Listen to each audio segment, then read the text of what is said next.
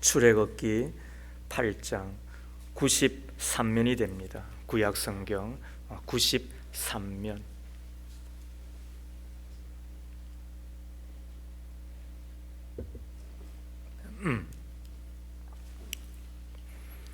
출애굽기 8장 25절에서 32절. 바로가 모세와 아론을 불러 이르되 너희는 가서 이 땅에서 너희 하나님께 제사를 드리라. 모세가 이르되 그리함은 부당하니이다. 우리가 우리 하나님 여호와께 제사를 드리는 것은 애굽 사람이 싫어하는 바인즉 우리가 만일 애굽 사람의 목전에서 제사를 드리면 그들이 그것을 미워하여 우리를 돌로 치지 아니하리이까. 우리가 사흘 길쯤 광야로 들어가서 우리 하나님 여호와께 제사를 드리되 우리에게 명령하시는 대로 하려 하나이다. 바로가 이르되 내가 너희를 보내리니 너희가 너희 하나님 여호와께 광야에서 제사를 드릴 것이나 너무 멀리는 가지 말라. 그런즉 너희는 나를 위하여 간구하라. 모세가 이르되 내가 왕을 떠나가서 여호와께 간구하리니 내일이면 파리의 때가 바로와 바로의 신하와 바로의 백성을 떠나려니와 바로는 이 백성을 보내어 여호와께 제사를 드리는 일에 다시 거짓을 행하지 마소서 하고 모세가 바로를 떠나 나와서 여호와께 간구하니 여호와께서 모세의 말대로 하시니 그 파리 때가 바로와 그의 신하와 그의 백성에게서 떠나니 하나도 남지 아니하였더라. 그러나 바로가 이때에도 그의 마음을 완강하게 하여 그 백성을 보내지 아니하였더라. 출애굽기 10장 한 장만 더 넘기겠습니다. 10장 8절에서 11절. 모세와 아론을 바로에게로 다시 데려오니 바로가 그들에게 이르되 가서 너희 하나님 여호와를 섬기라. 갈 자는 누구냐? 모세가 이르되 우리가 여호와 앞에 절기를 지킬 것인즉 우리가 남녀노소와 양과 소를 데리고 가겠나이다. 바로가 그들에게 이르되 내가 너희와 너희의 어린 아이들을 보내면 여호와가 너희와 함께함과 같으니라. 보라, 그것이 너희에게는 나쁜 것이니라. 그렇게 하지 말고 너희 장정만 가서 여호와를 섬기라. 이것이 너희가 구하는 바니라. 이에 그들이 바로 앞에서 쫓겨나니라. 이는 하나님의 말씀입니다. 하나님 감사합니다. 아멘. 어린이 주일을 맞아 한두 번 물리친다고 끝나지 않는 싸움이라고 하는 제목으로 하나님의 말씀을 함께 나누기를 소망합니다. 경제적인 어려움을 당하여 고민하던 어느 집사님이 계셨는데 아내가 쇼핑 중독에 빠져 있었는가 봐요. 아내에게 이야기합니다. 여보, 우리가 씀씀이를 줄이되 당신은 특히 옷에 대한 욕심을 절제해 주세요. 남편의 건면에 흔쾌히 대답하던 아내가 며칠이 안 됐는데 또 고가의 옷을 사가 왔어요. 속상해하는 남편에게 아내가 이야기하잖아요. 진짜 안 사려고 했는데, 이번에는 진짜 안 사려고 했는데 마귀가 유혹을 해서 샀다고 이야기를 한 거예요. 그러자 남편이 하는 이야기가 그럴 땐 사탄아 물러가라 이렇게 이야기해야지요. 그랬더니 아내가 무슨 이야기 한 줄 아시지요? 그렇게 했지요. 그런데 마귀가 뒤로 물러가면서 뒤돌아서더니 하는 이야기가 사모님은 뒤에서 보아도 아름답습니다. 이런 이야기를 했다는 거예요. 사단은 한두 번 물리친다고 넘어가는 존재가 아님을 아시죠? 사단은 한두 번 이긴다고 해서 더 이상 우리에게 공격을 하지 않는 존재임을 아시죠? 사단은 우리의 신앙을 중단시키려고, 우리의 예배를 잘 드리지 못하게 하려고 끊임없이 다가오고 그리고는 우리에게 유혹하는 거예요. 하나님께서는 우리로 예배하게 하기 위하여 만드셨어요. 이사야 43장 21절 말씀에 이 백성은 내가 나를 위하여 지었나니 나를 찬송하게 하려 함이라. 유명한 이야기예요. 하나님께서 왜 우리를 만드셨다고요? 하나님을 찬송하게 하려고 그런 거예요. 하나님을 예배하게 하려고 우리를 창조하셨어요. 출애굽의 목적도, 우리의 구원의 목적도 하나님을 예배하기 위함이에요. 출애굽기 5장 1절 말씀에 그 후에 모세와 아론이 바로에게 가서 이르되 이스라엘 하나님 여호와께서 이렇게 말씀하시기를 내 백성을 보내라. 그러면 그들이 광야에서 내 앞에서 제사를 드릴 것이다. 하나님께서 430년 동안 종살이하는 이스라엘 백성들을 구출하기 위하여 모세를 보냈잖아요. 그것이 출애굽이라고 하는 그 유명한 구약의 구원의 역사이잖아요. 뭐 때문에 하나님께서 이스라엘 백성들을 구원해 주시려고 하셨다고요? 광야에서 나를 예배하게 하기 위함이라는 거예요. 지금도 하나님은 예배자를 찾고 계심을 아시지요? 요한복음 4장 23절 말씀에 아버지께 참되게 예배한 자들은 영과 진리로 예배할 때가 오나니 곧 이때라. 아버지께서는 지금도 이렇게 예배하는 자를 찾으시느니라. 믿으시기를 바랍니다. 그러므로 하나님은 우리의 예배가 성공하기를 바랍니다. 마음속으로 크게 따라하십시오. 예배에 성공하면 신앙에 성공하고, 신앙에 성공하면 우리의 삶에서 성공하게 되어 있습니다. 그런데 바로가 이 예배를 중단시키려고, 이 온전한 예배를 드리게 하지 못하려고 얼마나 공격하는지 몰라요. 지금도 원수 마귀는 한 번쯤 성공했다 하더라도, 어제는 잘했다 하더라도, 오늘 우리가 신앙에 섰다 하더라도 끊임없이 공격하고, 그리고 내일 또 공격할 하는 존재임을 안다고 한다면 오늘 우리는 어떻게 하여야 하는가? 오늘 읽었던 이 본문을 통하여서 배울 필요가 있는 것입니다. 바로가 하는 제안을, 바로가 하는 타협안을 들어보십시오. 그리고 원수 마귀가 우리에게 와서 공격하듯이 우리를 유혹하며 또 우리에게 제안하는 타협안을 생각해 보십시오. 그 중에 첫 번째가 이 땅에서 예배를 드려라 이것입니다. 8장 25절 말씀에 바로가 모세와 아론을 불러 이르되 너희는 가서 이 땅에서 너희 하나님께 제사를 드리라. 어디에서 제사를 드리라고요? 제사는 드리되 예배는 하되 어디에서? 이 땅에서 그러는 거예요. 다시 이야기하면 애굽이라고 하는 풍요가 있는 땅, 적당한 만족이 있는 땅, 너희의 삶의 거처가 있는 땅, 너희와 함께하는 사람이 있는 이 땅은 떠나지 말고 이곳에서 예배하라, 이곳에서 제사하라 라고 이야기하는 바로의 첫 번째 타협안인 것입니다. 오늘날 마귀가 우리를 유혹할 때도 바로 이와 마찬가지일 거예요. 교회는 나가고 예배도 드리고 봉사도 하기는 하되 그러나 세상에서 떠나지는 마.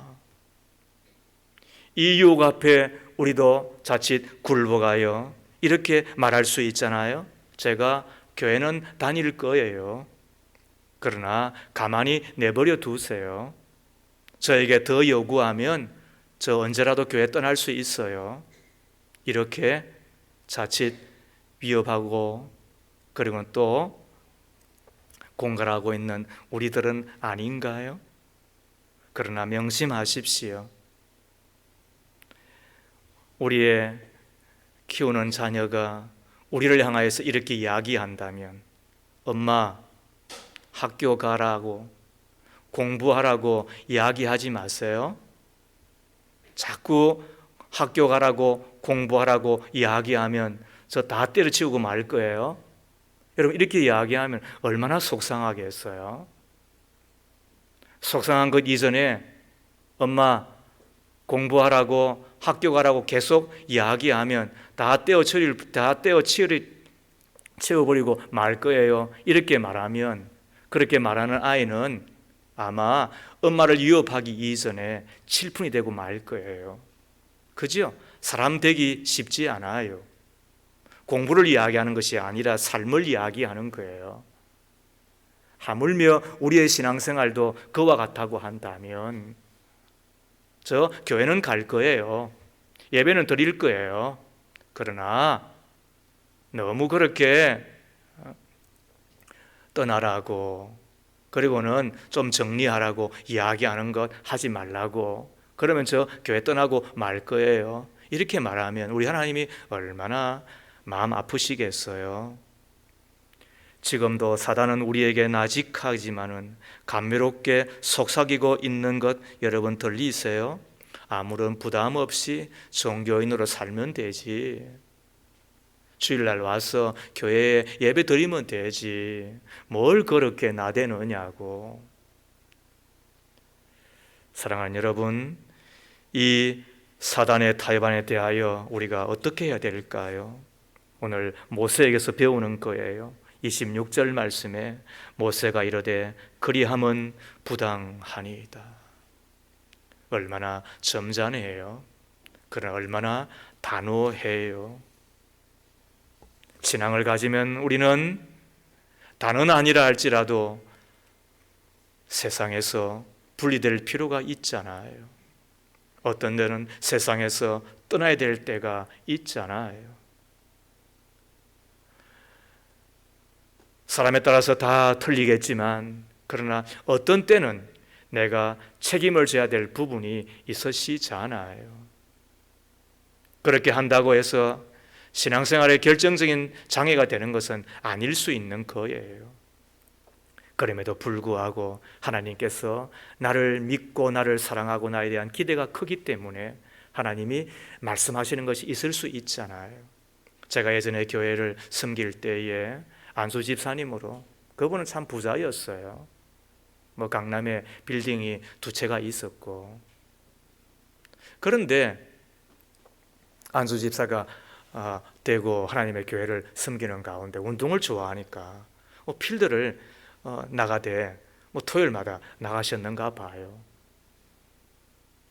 공을 치고, 그리고 아내와 함께 전동차에 올라서 이렇게 다음 코스로 가는데 오르막길에 좀 비스듬한 그 길이었는가 봐요. 그런데 웬걸 그 전동차가 넘어지면서 죽을 뻔한 거예요. 그와 동시에 생각난 게 있더라는 거예요. 너 왜 안수 집사가 되어서 토요일마다 이곳에 오느냐? 주일은 예배 가잖아요. 주일은 하나님의 교회에서 섬기잖아요. 그런데도 불구하고 하나님께서 그분에게 말씀하시는 건 뭐예요? 너의 신분이 뭐냐는 거예요. 너의 직분이 뭐냐는 거예요. 그렇다면 이제는 하나, 둘 정도는 정리해야 되는 것이 있지 않겠느냐는 거예요. 그때 그분이 깜짝 놀랐죠. 어떤 분은 하나님이 한 대 매를 때리면 금방 정신을 차리는 착한 분이 있지요. 그가 돌이키고, 그리고는 주일 전날에도 하나님의 교회를 생각하고, 그리고 또 그 다음 날을 준비하고, 그리고는 나중에 장로로까지 하나님의 교회를 섬기는 것을 제가 보고 이곳에 왔거든요. 목사에게 요구하는 것이 있다고 저는 생각을 해요. 장로에게 하나님께서 기대하는 바가 있다고 저는 생각을 해요. 또 우리 재직들에게 하나님께서 기대하고 또 바라는 것이 있다고 생각을 하는 거예요. 그건 우리를 못 살게 굴려고 하는 것이 아니죠. 우리를 귀찮게 하려고 하는 것이 아니죠. 우리에게 더 큰 복을 주시려고 믿음의 그릇을 만들려고, 어느 것은 떠나기를 바라고, 어느 것은 좀 더 분리되어 살기를 바라고, 그래서 내가 머무른 그곳에서 한 걸음 더 주께로 나아가기를 바라는 하나님의 그 기대를 여러분 지금 알고 계시나요? 하나님께서 아브라함을 불렀을 때에 내 본토 친척 아비집을 떠나라고 했을 때에 그는 떠났습니다. 소돔과 고모라의 그 제약된 땅에서 떠나 이제는 벗어나라고 했을 때에 아브라함의 조카 롯은 떠났잖아요. 출애굽하는 이스라엘 백성들을 향하여서 바로 이곳에서를 떠나 바로 그곳에서 예배하면 어떻겠느냐고 주께서 제안하고 계시잖아요. 순례자의 그 길에서 우리가 이런저런 위험들을 많이 만나겠지만 그러나 그때마다 깨끗한 영과 육으로 나를 만나기를 원한다고 한다면 멸망당할 이 바벨론과 같은 이 세상에서 떠나 그리고 나에게 가까이 오라고 하시는 이 주님의 말씀을 듣는 저와 여러분 되었으면 좋겠습니다. 이것은 부당합니다. 이것은 불가합니다. 우리가 단호할 때가 있어야 된다는 이야기를 드리고 있는 거예요. 두 번째로 바로는 또 제안을 합니다. 첫 번째 작전에 실패한 바로가 이제는 매력적인 타협안을 들고 나오는 거잖아요.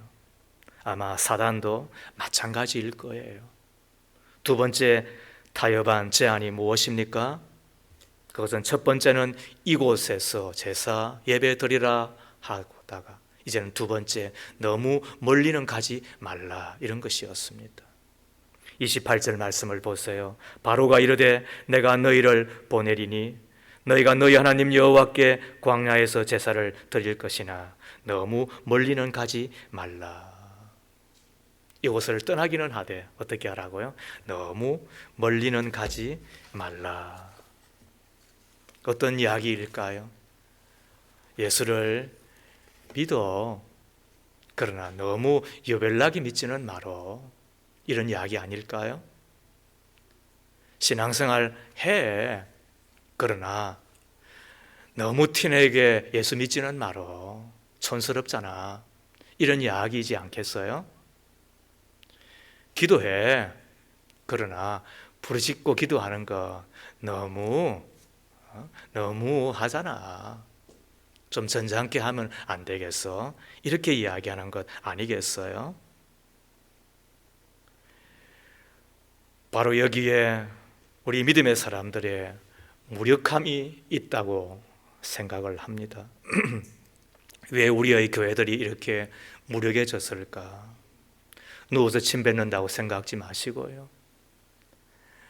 초대교회는 로마의 그 핍박을 뚫고 기독교를 국교화로 만들어내었습니다. 물론 콘스탄틴 대제의 어머니의 가마력이 있었겠지만 하나님께서 그 꿈속에 나타나 그 십자가의 길을 흔들고 전쟁에 나아갔을 때에 백전백승하는 모습을 보고 하나님 앞에 굴복한 것도 있었겠지만 그러나 당시 그 카타콤에서 마저도 그 지하 동굴에서마저 신앙을 지키기 위하여 발부둥쳤던 하나님의 사람들의 그 영향력, 그 기도의 영향력이 있었기 때문에 그렇지 않았겠습니까? 그런데 왜 지금은 이렇게 우리의 교회가 무력한 것입니까? 왜 우리의 교회가 세상을 바꾸지 못하는 것입니까? 왜 1000만이나 된다고 하는 그리스도인들이 있어도 세상은 이렇게 어두운 것입니까? 태평양 바닷물은 2% 3%만 소금기가 있어도 짜서 마시지 못하는데 왜 한국에는 16% 혹은 20%의 소금이 있다고 하더라도 빛이 있다 하더라도 왜 부패를 막지 못하고 스그짐을 막지 못하며 어둠을 막지 못하는 이유는 무엇인 것입니까? 인텔사의 에드류 그로브라고 한 사람이 이런 말을 했습니다. 뭔가 미친 사람이 세상을 바꿉디다. 우리나라 속담에도 미친놈이 곰을 잡는다는 말이 있지 않습니까? 그렇습니다. 한 사람이라도 진짜 예수에 미칠 수 있다고 한다면 광신자가 되라는 이야기가 아니에요. 광신자가 어디 있어요? 스포츠를 구경하기 위하여, 스포츠 경기를 보기 위하여 TV 앞에 앉아 있는데 여러분 미쳤다고 이야기 안 해요. 좋아한다고 이야기를 하지. 하물며 내가 예수를 가까이 하고 내가 믿음을 좋아하고 예배드리기를 즐겨하고 하나님의 사랑에 겨워 살아가는데 왜 그걸 광신이라고 이야기해요? 다만 너무 좋기 때문에 거기에 내가 매여서 힘을 다하여 마음 다하여 내가 주님을 사랑하고 살아가고 있는 것이지요. 그런 사람이 제대로 한 명이 있다고 한다면 내 교회는 변하지 않겠습니까? 그런 이들이 정치계에 한 명이라도 있다고 한다면, 경제계에 한 명이라도 있다고 한다면, 내가 머문 곳에 그런 분이 한 분이라도 있다고 한다면 어두운 세상은 좀 더 밝아질 것이며 썩은 세상은 좀 더 맛이 나는 세상이 되지 않겠습니까? 그런 분들 때문에 말입니다. 그리고 그런 사람들을 만나면 사람들은 그럴 것입니다. Is God good as you are? 너처럼 하나님도 그렇게 좋은 분이냐? 너가 선한 것처럼, 너가 착한 것처럼 내 하나님은 그렇게 선한 분이고 좋은 분이냐? 그렇게 해서 예수 믿고 천국 가는 길이 열려지는 것 아니겠습니까? 세상으로부터 멀리 가지 않으려는 사람들로 교회가 채워지기 때문에 오늘 우리의 교회가 이와 같다고 한다고 한다면 우리는 주님 앞에 회개하고 주님 앞에 용서를 구하여야 될 것입니다. 그리고 주님이 하시는 말씀을 들어야 될 것입니다. 멀리 가서 예배하고, 여러분 대학은 멀리 가서라도 좋은 대학을 가는 거예요. 그렇다고 해서 교회가 다 멀리 있어야 된다는 이야기를 하는 것은 아니고, 우리가 그와 같은 희생이 따를 때에 우리의 신앙에 생명력이 들어간다는 이야기를 하는 것이고, 그때 우리를 향하여 내가 책임질게, 내가 너 삶 책임질게, 먼저 그의 나라와 그의 의를 구하라, 그리하면 이 모든 것을 너에게 더하시리라. 마태복음 6장 33절 말씀인데 주께서 우리 가운데 약속하시잖아요. 저도 우리 교회에 담임으로 올 때에 주께서 하신 약속을 제가 믿고 내가 주님 앞에 제가 이렇게 당돌하게 구하였습니다. 하나님, 제가 교회를 책임지려고 갑니다. 제가 우리 옥토교회 책임지겠습니다. 그렇다면 주님은 저와 내 아내와 제 두 아들을 책임져 주십시오. 여러분 믿기를 바랍니다. 그렇습니다. 하나님 안에는 결코 손해가 없습니다. 희생이라고 할 수가 없는 것입니다. 하늘과 땅을 만드신 하나님께서 당신의 생명값을 주고 우리를 사랑했다고 한다면 우리가 주를 위해서 무슨 희생을 했다고 말할 수가 있겠습니까? 다만 그 감사에 내가 경배를 드리며 그리고 주님의 그 은혜에 감전되어 내가 주님 앞에 충성하며 살아가는 정도인 것이지요. 너무 멀리 가지 말라고 이야기하였을 때 이것도 불가합니다. 이것도 부당합니다. 우리의 고백이고 우리의 다짐일 수 있기를 주의 이름으로 축복합니다. 이제 마지막 세 번째입니다. 그럼에도 불구하고 바로는 중단하지 않아요. 또다시 매력적인 타이반을 들고 나와요. 마귀도 마찬가지일 거예요. 한두 번 물리쳤다고 해서 끝나지 않은 싸움이니까 그런 거예요. 이제 마지막 세 번째 타이반이 무엇일까요? 그것은 남자만 가라인 것입니다. 남자만 가라. 한 장을 넘겨서 10장을 보십시오. 11절과 12절 말씀에 바로가 그들에게 이르되 내가 너희와 너희의 어린 아이들을 보내면 여호와가 너희와 함께 함과 같으니라. 보라, 그것이 너희에게는 나쁜 것이니라. 그렇게 하지 말고 너희 장정만 가서 여호와를 섬기라. 이것이 너희가 구하는 바니라. 이에 그들이 바로 앞에서 쫓겨나니라. 바로가 하는 제안이 뭐예요? 이 바로와 같이 마귀가 우리에게 와서 우리의 신앙을 넘어뜨리기 위하여 그는 싸움이 뭐예요? 제안일 수 있고 타입일 수 있잖아요. 그래서 우리는 귀를 기울이고 그렇지, 고개를 끄덕일 수 있잖아요. 그러나 그것은 유혹이라고 성경은 이야기하는데 그게 뭐라고요? 네, 장정만 가라는 거예요. 다시 이야기하면 남자만 가라는 거예요. 굳이 같이 갈 필요가 뭐 있느냐라고 이야기를 하는 거예요. 일전에 저희 집에 에어컨을 달기 위하여 기사를 모셨더니 오셔서 설치를 다 해주고 차를 한 잔 드시면서 이런 이야기를 하는 거예요. 제 아내도 교회를 가고 싶은데 푹 빠지는 성격이라 제가 못 가게 했습니다. 그 목사인 저에게 그런 이야기를 하는 거예요. 그 제가 뭐라고 이야기하겠어요? 아, 그러세요. 그리고는 돌아서서는 생각을 한 거예요. 그분이 두 가지를 모르고 있었습니다. 하나는 교회를 몰라도 너무 모르는 거예요. 교회는 푹 빠지는 곳 걸세요. 그래서 한 사람, 한 여인의 삶을 송두리째 망가뜨리는 곳이 아니잖아요. 저는 믿는 구석이 있어요. 제 아내를 맡겨놓을 수 있는 곳은 어디예요? 교회밖에 없어요, 이 땅에. 교회는 그렇게 좋은 곳인데 그분은 교회를 모르는 곳. 그래서 어떻게 한다고요? 푹 빠질까 봐. 그래서 교회를 못 가게 한다는 거예요. 또 하나 생각한 것이 있는 거예요. 그거는 이분이 여자를 너무 모르는구나. 여자는 남자만 있으면 행복한 존재가 아니에요. 제 이야기 맞죠? 여자는 돈도 있어야 되고요. 그리고 또 친구도 있어야 되고 또 요즘은 딸도 있어야 됩니다. 그게 여자예요. 남자는요, 여자만 있으면 돼요. 마누라, 와이프, 처, 아내 등등 있으면은 살아요. 그러나 여자는 그렇지 않아요. 이것도 있어야 되고 저것도 있어야 되고. 그래서 남자가 여자를 내가 행복하게 해줄 수 있다. 착각도 유분수인데, 그만큼 자신감이 있으면 좋겠어요.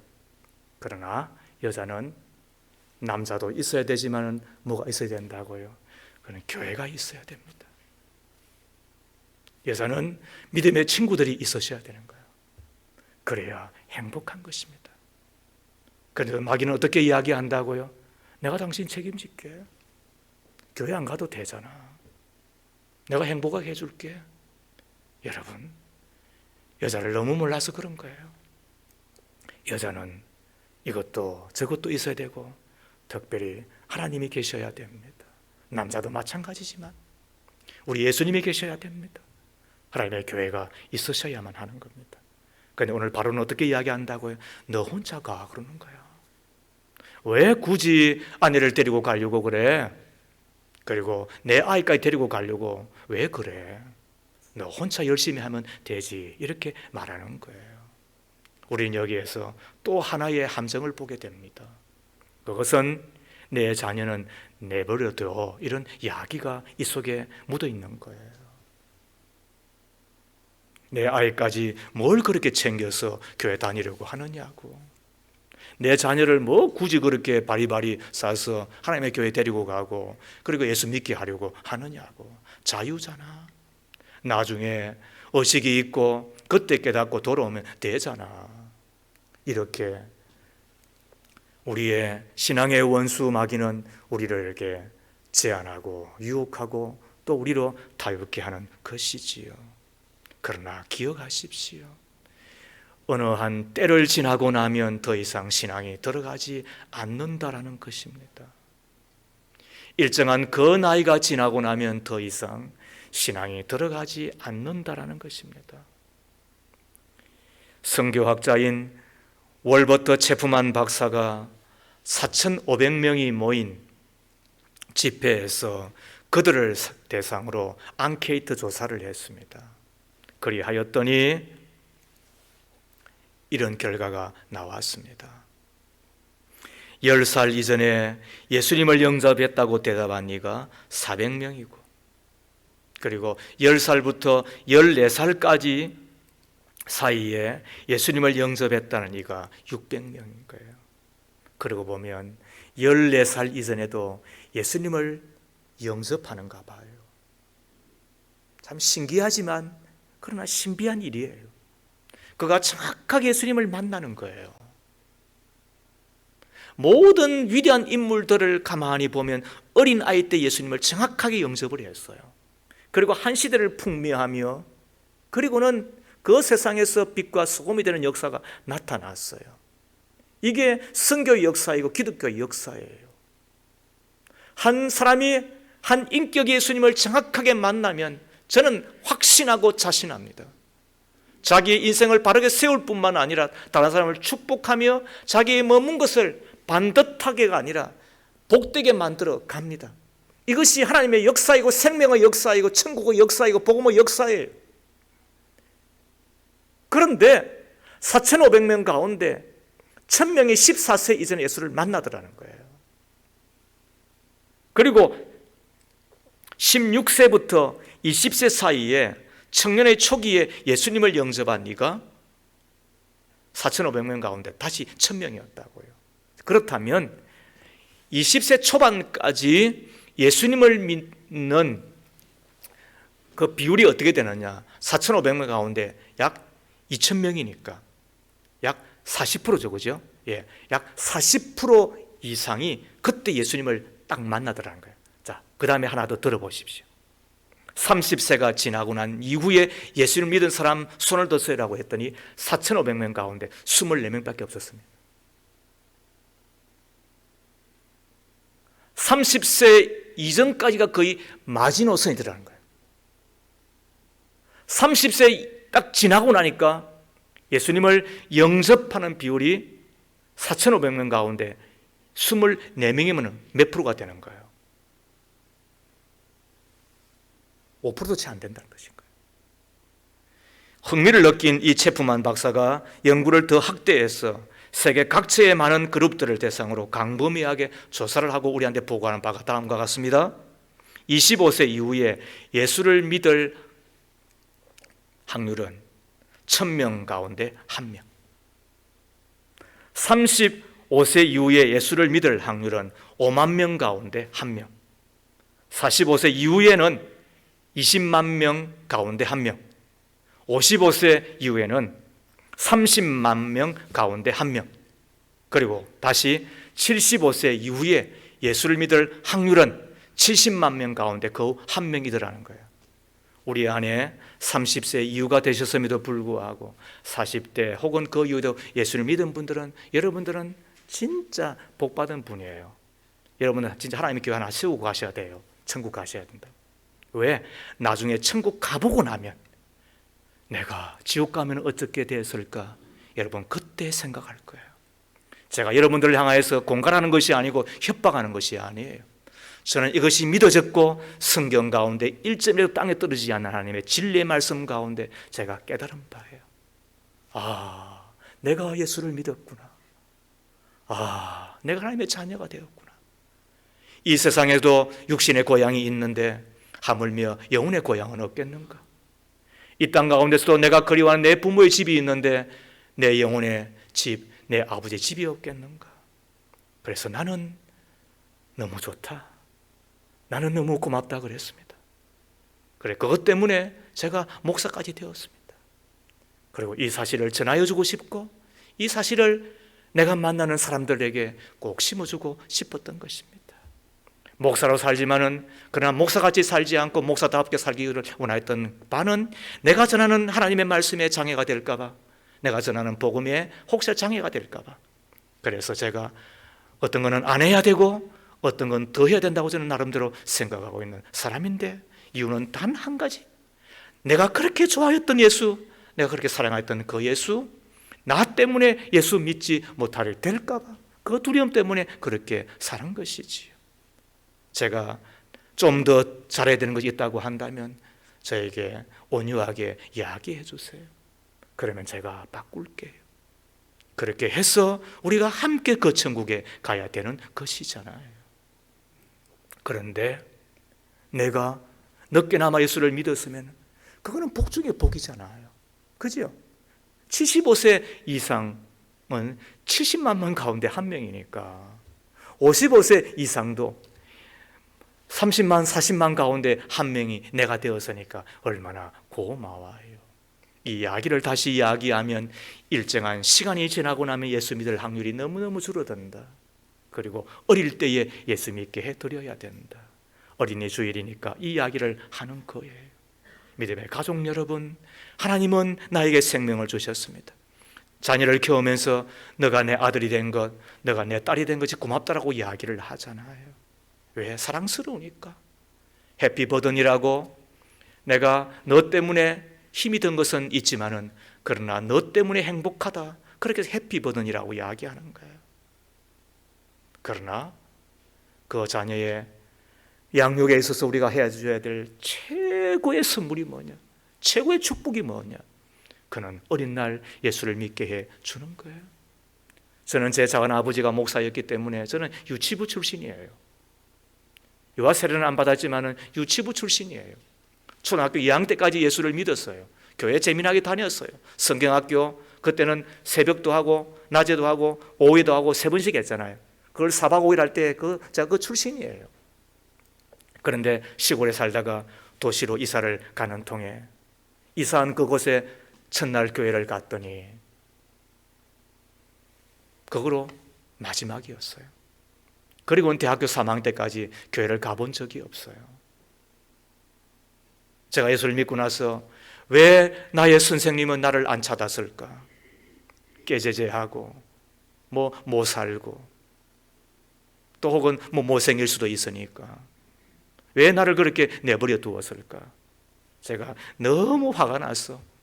어느 날 옛날에 살던 집을 찾아갔어요. 50년이 지나는데 그 전세방 그 집이 있더라고요. 그리고 제가 출석했던 교회가 그 살던 그 집에서 200m밖에 떨어져 있지 않았어요. 그런데 처음 교회 간 것이 끝이었고 그리고는 선생님이 찾지 않았어요. 제가 천국에 가면 그분이 천국에 오면 제가 꼭 따질 거예요. 왜 당신은 나를 찾지 않았습니까? 당신은 왜 나를 찾지 않았습니까? 당신은 왜 나를 찾지 않았습니까? 제가 그때 예수를 믿었다고 한다면 더 좋은 목사가 되었을 것이고 제가 그때 예수를 만났다고 한다면 제가 더 너그럽고 더 착하고 선한 목사가 되어서 하나님의 교회를 제가 잘 목양했을 터인데 왜 나를 찾지 않았습니까? 제가 그곳에 가서 참 눈물을 흘렸습니다. 여러분, 우리의 자녀들을 하나님께 나에게 믿고 맡겨주셨습니다. 사랑스러운 대상인과 동시에 내가 책임을 져야 될 대상인 것입니다. 복음을 전해 주어야 되고 예수를 믿게 해주어야 되고 악한 원수 마귀가 틈타지 못하게 해야 될 뿐만 아니라 내가 기도해 주어야 된 것입니다. 오늘 바로가 마귀의 표로 와서 떠나지 말거라, 너무 멀리 가지 말거라, 그리고 내 혼자 예수 믿으면 되지, 그렇게 타협하고 제안하고 유혹하는 것처럼 마귀도 끊임없이 우리를 유혹하며 제안하며 타협하며 우리를 넘어뜨리게 될 것입니다. 한두 번 싸워 이겼다고 해서 한두 번 물리쳤다고 해서 끝난 싸움이 아니기 때문에 그런 것입니다. 어떻게 해야 될까요?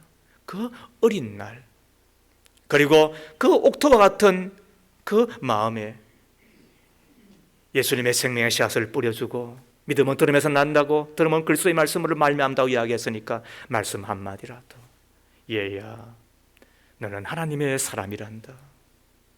예수님이 너를 위하여 십자가에 죽으시고 다시 사흘 만에 부활하셨단다. 지금도 너를 위하여 기도하고 계신 분이지. 나는 이 땅에서 연한이 있으므로 너를 위하여 기도한다고는 하지만 그러나 언젠가 떠날 이지만 그러나 내 하나님은 너를 위하여 평생 기도하시고 그리고 너의 연약함을 위하여 보내신 성령님께서 함께 하실 것이다. 그렇게 어린 날 당부해주면 그가 믿음을 떠나지 않을 뿐만 아니라 평생 복되게 그 믿음을 완주할 뿐만 아니라 천국에서 상을 받고 칭찬받는 자가 되어지지 않겠습니까? 오늘 우리에게도 이 바로가 이야기합니다. 교인은 되거라. 그러나 너무 떠나지는 말거라. 신앙생활은 하거라. 그러나 너무 티나게 열심을 내지는 말거라. 예수를 믿는 것은 좋은 일이다. 그러나 신앙은 개인주의잖아.